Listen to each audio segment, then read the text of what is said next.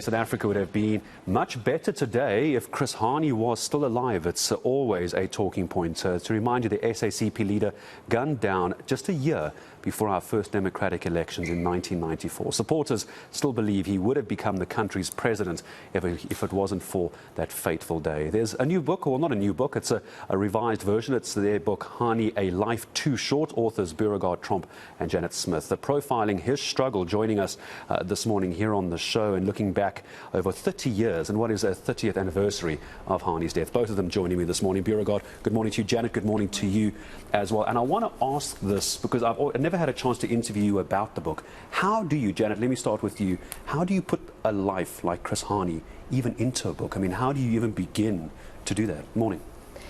Good morning. Thank you, Gareth. I think we did it really as fearlessly as we could. I think we struggled a lot in the beginning to decide what this book was. Was it a biography? Was it an investigation? What would the shape of the book be? And in the end, we had the tremendous, I guess, privilege of talking to, I think, close to, well, certainly more than 50 people about Hani.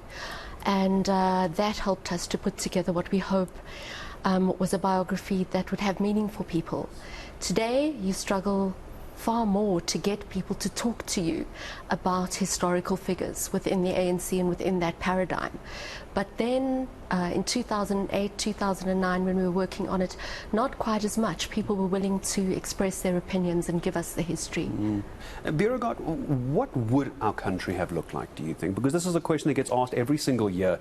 This is a particular milestone 30 years later. I mean, what I was saying in my introduction is there was a real belief that if it wasn't going to be Nelson Mandela for 1994, there was a very real chance Chris Hani could have been the president. I mean, to your mind and the research you've done in writing the book along with Janet, how realistic was that?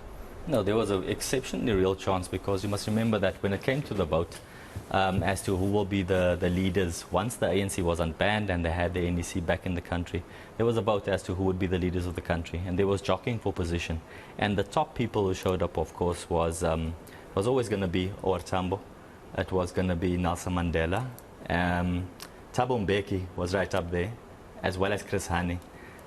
So Chris Hani stood a very real chance of being a president, possibly after Mandela, not to supplant Mandela. And as to the question as to what kind of country we would have if Hani was still alive, I mean, look, there's, yes, a lot of people ask this question, and it's of course an impossible question, but one thing which we can take heart from is that we look at the example he set beforehand. He didn't want to be part of the administration. He didn't want a leading political role. He actually chose to step outside of the roles, the ministers and the like. He didn't want that. He said quite explicitly that there needed to be that watchdog role to make sure that they don't fall into the trappings of other democracies, new democracies, which of course we see the country having, the ANC having fallen into. And Janet, when you then take a look at, you've got two sides to Chris Hani, don't you? You have the one that we all see, it's even on the cover of the book as well, a firebrand leader, a leader of the SACP, a communist army, some called it as well. But there was the other Hani as well. We played a soundbite from our archives in 2013. We heard from Dimple, and she was describing him as a man, as a husband, as a friend. And there was a tender, a gentle side to Chris Hani as well, not just what you see in the media. I think that is also where the similarity between Nelson Mandela and Chris Hani exists, because in terms of Nelson Mandela, that gentle side and that peacemaker was, kind of elevated, heightened, whereas he was a militant. He was a military man at heart, having been, a founder of Umkhonto we Sizwe and so on. In Hani's case, the military man was, kind of foreshadowed everything else. And yet, I think almost everybody we spoke to, and everybody since then, will reflect on Hani as, a kind of a big, boisterous personality in many ways. When he was away from, away from crowds, away from the camps, out of his fatigues. And really a person who believed in the revolution representing love, as in we should care for each other from the ground up. And that is almost the antithesis of militancy for some people, and yet for many people involved in a struggle such as ours, that is the most important aspect. Talk to me about relevance. Beauregard, I'm going to ask you the same question. Relevance of the SACP now, because when you talk SACP, you naturally think of Chris Hani as well. Does a book like this allude to the relevance of his style of leadership today and the relevance of the SACP today? Because these days, and it's all because of political fluctuations, but it's very much seen as part of the tripartite alliance of the ANC and COSATU. You never really talk about the SACP as their own entity, but in the days of Chris Hani, it was its own army, let's put it that way as well. Does this still talk about his relevance today? Not in an insensitive way, but 30 years later, there's a very young generation who don't know him the way, for example, the older generation would. Yes, absolutely. I think if we think about the generation post-1994, they have only lived in an ANC-run South Africa. Well, with the exception of that short period when, you know, you had the ANC ruling the country together with the National Party, together with the IFP and other entities. So their understanding of what is South Africa is an ANC South Africa. And the tripartite alliance has been somewhat controlled by the ANC for most of this period. I think what is happening now, when we listen to the SACP, certainly from last week, when they're talking about the possibility of going it alone next year. Yeah. And certainly when we hear about conversations that are being had between the within the so-called Red Alliance, which would be the EFF, the trade union movement, and a resurgence of that. Perhaps that is the kind of election Chris Hani would have liked to see, not the one that promotes neoliberalism, not the one where you have perhaps a choice in some people's minds between the ANC and the DA, but the one that has the workers and the poor and rural communities at heart. Imagine the peasantry.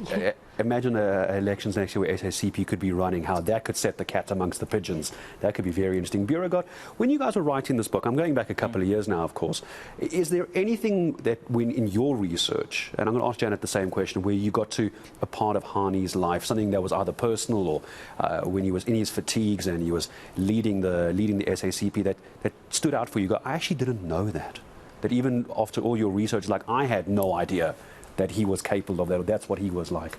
Yeah, I think that, the one thing that astounded us was probably the Morogoro memorandum.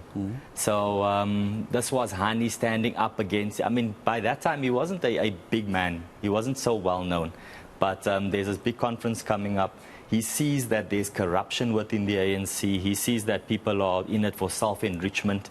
I mean, all of the things we see today. You could almost write the headlines of today a few years ago. But he sees all of this happening, right? And nobody wants to utter a word, because back then, people would disappear or you would just be taken out, like you'd be killed. So what he does is, him and others, they pen a document known as the Morogoro Memorandum, in which they lay bare they name people. They say Joe Modise is corrupt. These guys are running businesses for themselves, and for it, some people want them to be sentenced to death immediately. They are what they call dungeons that have to be dug. That is it's only slightly euphemistic. But in the end, including Owar Tambo, Ray Simons, people intervene, senior people, and say, no, don't let this young man die because of your failures. He's speaking the truth. And forward, he gets expelled from the ANC and he comes back. Now, this document was spoken of, and we couldn't, unfortunately, somebody, I believe it was Livingston, yeah? Who helped us in East London, who then we were able to find this document. And true to the almost myth, he lays it bare, in bare detail. He says, everything is all this. He calls it the rot within the ANC. And that for us, the bravery of this man to stand up for his beliefs, that was incredible. You do have to wonder if that's what he was concerned about back then. I mean, you can only imagine what he would have had to say about that if he was still with us today. Janet, I'm going to ask you the same question. I'm sure there's so much, of course, but one thing that maybe stood out for you where you were like, I really didn't expect that, I didn't see that, I didn't know that. Yeah, so many things, Gareth, but I think the love within this man for the classics, you know, for Greek thoughts, you know, of you know, the great writers of English literature, which he studied at university. That was part of his being and how he projected himself. And there is a wonderful video clip of Chris Hani at SACP in Tanzania, where he's talking to a class full of children of ANC, you know, of people in exile, and he's teaching them, and he's young, and there's this joy within him for doing that. And when we reflect on that, we also remember that the intellectual tradition within the ANC has died too. We don't have a sense of it anymore, but there was a time when that was absolutely uppermost on Robben Island, in exile, and it is a loss. And I think Chris Hani would have continued to have that effect, you know, on the movement, on young South Africans. Learn, yeah, it's perhaps something that we see in other political parties, not so much within the ANC. Because we know how forthright Mandela was about that on Robben Island as well. It was studying. That was it. It was teaching the other prisoners. Those who didn't know, he would, you know, share his knowledge. Beauregard, why is somebody in, let's call, I don't know where we are, Gen Y, Gen Z, I don't know, we haven't, let's say the early 20-year-olds these days, Sure, who might not know this. They would have, on a day like this, heard us talk about Chris Hani. Why would they pick up a book like this? Someone says to you, Beauregard, I don't know anything about Chris Hani. Why am I going to read this book as a young 20-something? Why is it relevant to them? First of all, I think one of the things we tried to do was to create a narrative.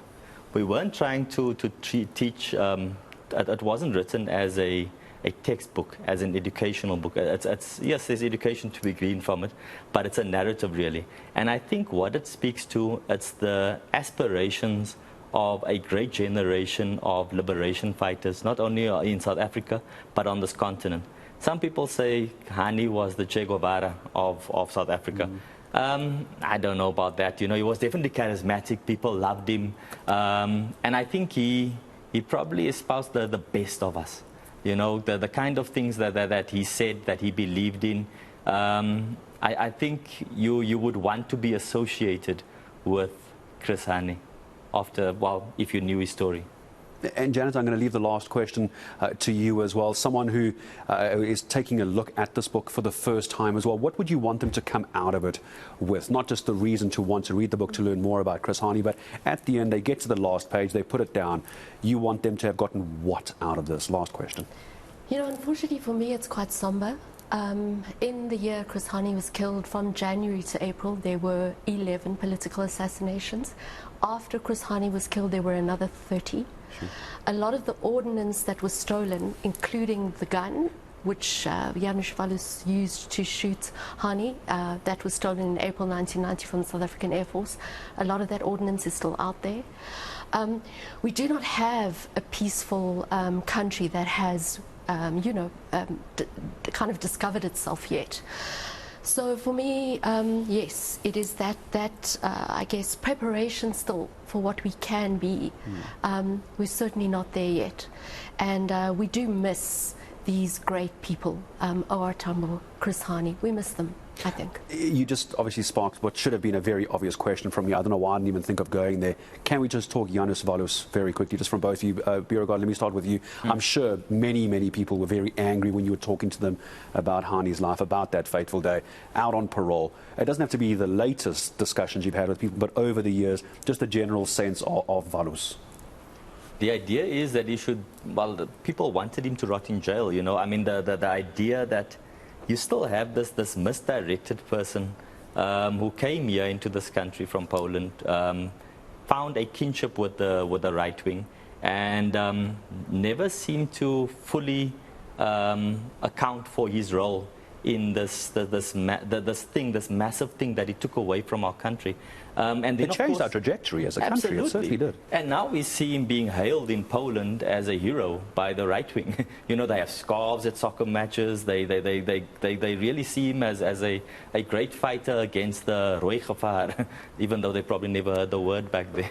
Yeah. Janet, last one on that one as well? Mm. Yeah, certainly. I mean, for me, it felt like an injustice. I think we have this purpose in our country to see justice done. And this was one of those cases where I think the heart of the whole nation was probably together in wishing to see Chris Hani's spirit always, there was a fearsome spirit there, and he deserved better. He did, and I think so did the country.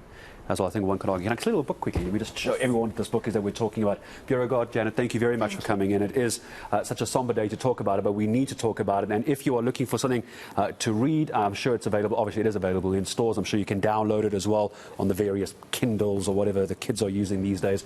There it is for you. And my thanks to the authors of A Life Too Short, Beauregard, Tromp, and Janet Smith joining us this morning. So please go head out and look for this in your favorite bookstore from Jonathan Ball Publishers. And my thanks to both Beauregard and Janet coming in. What a wonderful read. I would argue I'm going to steal this one, but I think I'm going to get my copy back from Tumza. Thank you very much for coming in this morning.